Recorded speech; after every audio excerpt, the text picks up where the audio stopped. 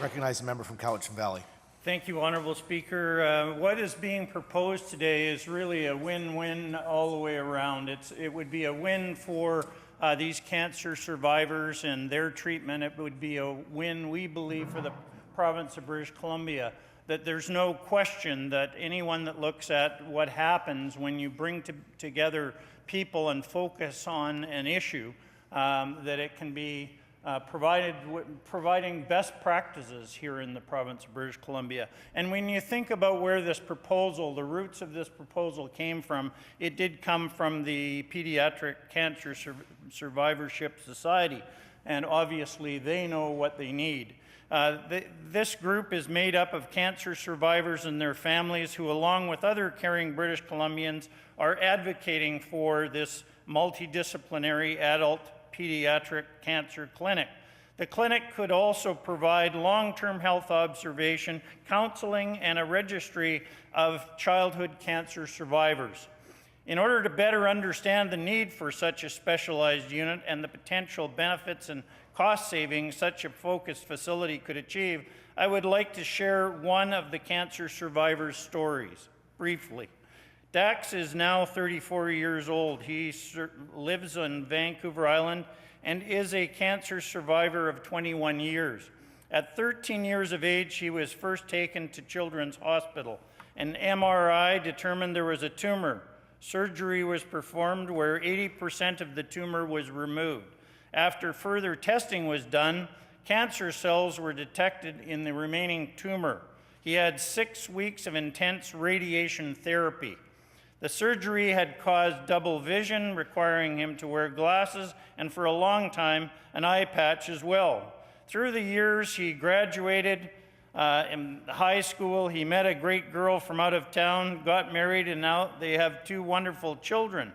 However, in 2010, a scan located another tumor that was most likely from the previous radiation treatments. And in 2011, he went to the ER in Nanaimo, and after tests, they did an operation and found that adhesions that had wrapped themselves around his bowels.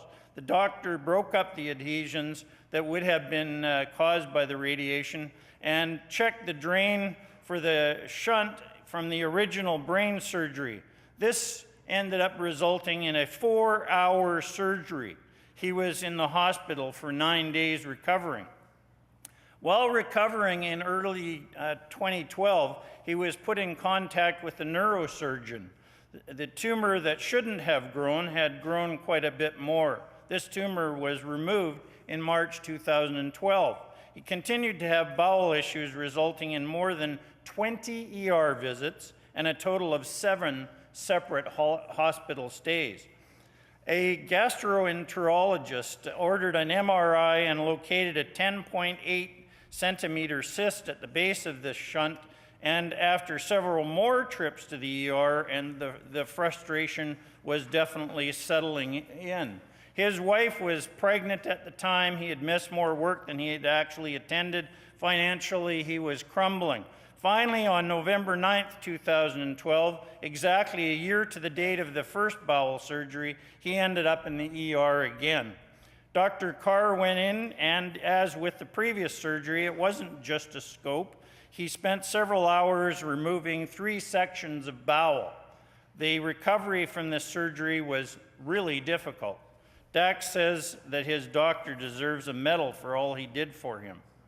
Dax tries to make the best of most situations. He is glad that his wife goes with him to all his appointments because he now has trouble remembering everything.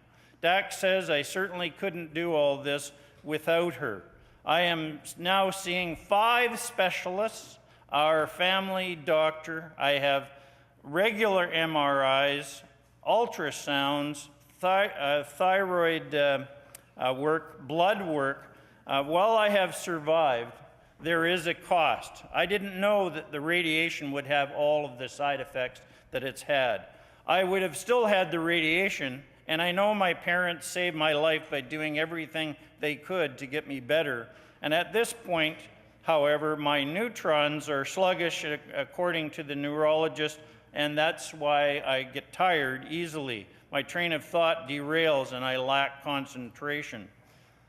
In closing, Honorable Speaker, Dax is one of the many cancer survivors that could really benefit from a multidisciplinary adult pediatric cancer clinic. We together have hope that one day this will become a reality. Thank you.